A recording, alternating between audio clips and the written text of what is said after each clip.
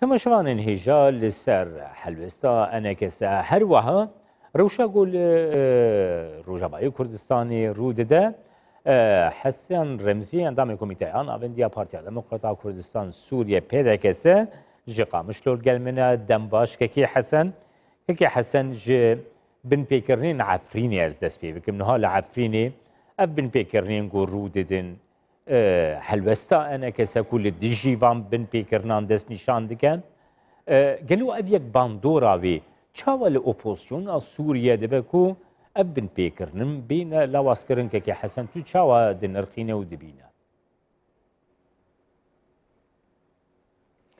بله دست بکی دم باش تراوش تماشاوانه هجاره براستی امکو انجمن اجتماعی کردی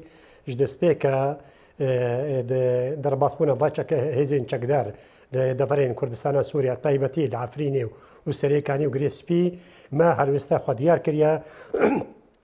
اف کریارین کو دکن و بکرنا ما فی مروفا کشتن و تالان کرن و زیان و دستانین اثر ملک و زمان ملت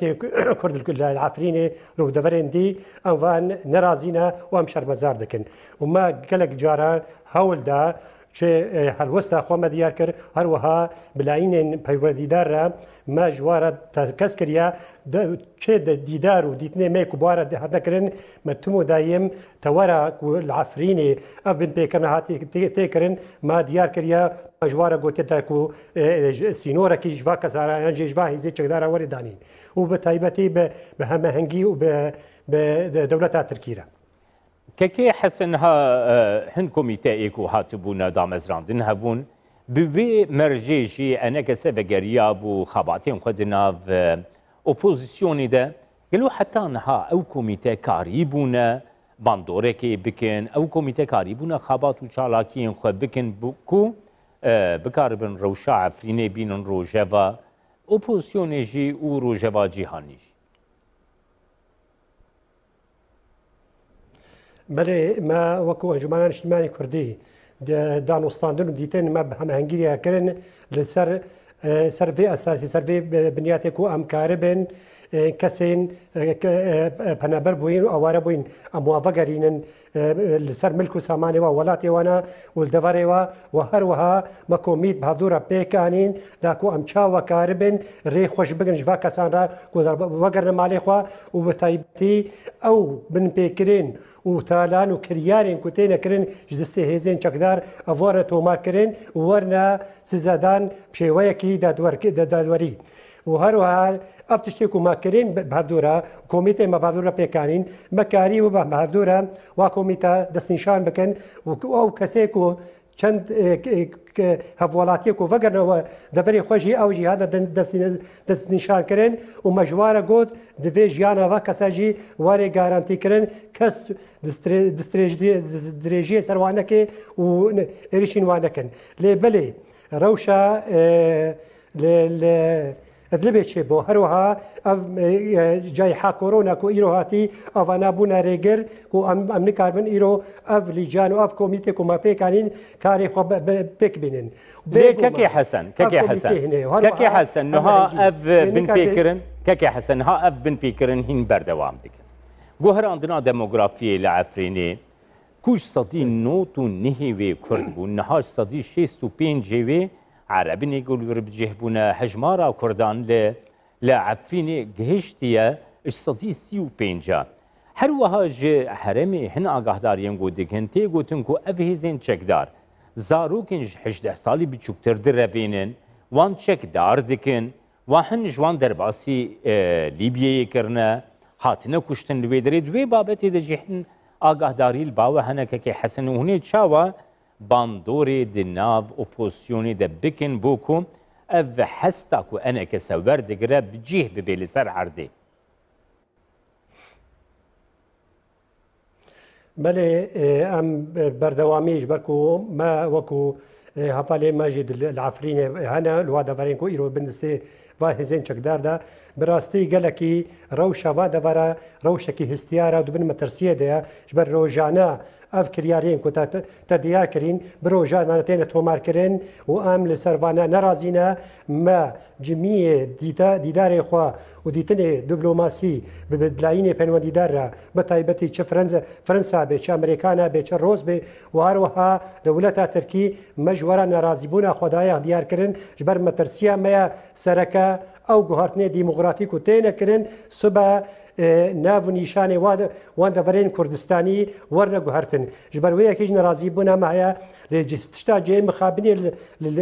للباما او به دنگیک نف دولتی هیا بشیا چاوی وانا افکر یارین خراب تینه کرن لمخابن یک جوان دولتها ت گاوین ناویشه و بتایبتی یو ان و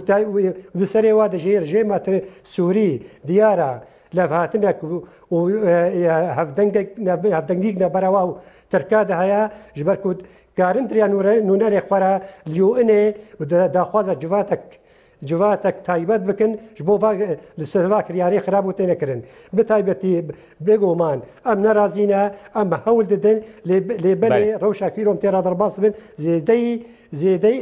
كارين منا جبرويه كيجي تشتي كرين ام نرازينا ام تمو دايم هول ددن وام ري وسينورا بيشاودين بلك حسن هروها داخويانيا انجمن اجتماعيه كردي لسوريا هي لسوريا كريزيا كردي أنا كسادس نشان دككو أو بحر آوای آماده کو د چرچویا سوریه کی فدرال دموکراتیکو مافین گلی کردجی به تایبت ده پاراستی به یک ریزیه که کردی پیک وره لسر وی داخویانیا أنا کسا نرخاندنات بگرم که حسن و لسر عردیجی پراتیکا وی چاوا خویا دکه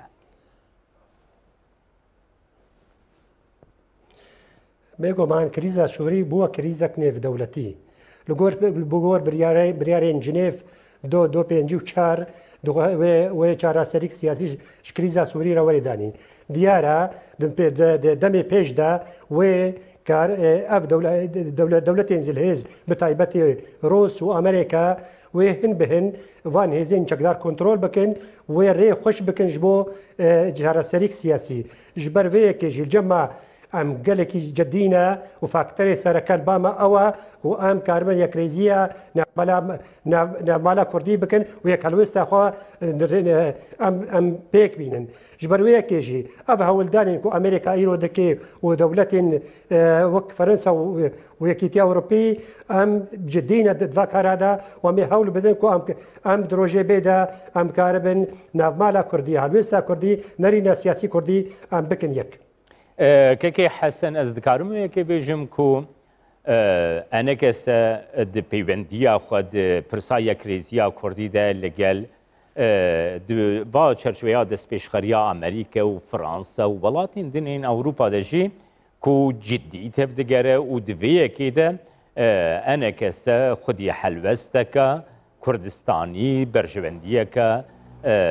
جلي كردستانية كو مثلا یک ریزی ده دوی چرچوی ده یک ریزی او کرده پیکوری و انا کسی جدیه دوی کده بيجو مان تفكير سياسي سوريا دش بين هفته حتى ايرو ام ويد بين هكر تفكير سياسي هلوستا كردي يا كريزيا نوالا كردي نبي ام نكار بن فشار بكن لسر لاين انديكو ام كاربن ما في خو بيك بينن پیش روزه دستور سوری ده جبرویه که جی ام جدینا لسر بعد پیشخرین کو تینه کرن و به تایبتی عالیه فرانسا و امریکا و ام جدینا کو ام کا ری خوش بکن دروجه ورده کو ام کاربن هلوستا خو بکن یک و ام در باز ببن چاره سریا سیاسی به دروجه ورده سر است نف دولتی کو ام کاربن ما في ملات كرد بيشس بينن هروها هبونا ملات كرد وما في خود دستور سوريا بيش روجدا ام غارانتيرك سپاس حسن رمزیان دامی کمیته انا وندی یا پارتیا دموکراتا کردستانی سوریه پدکسه کش قامش توتر گلب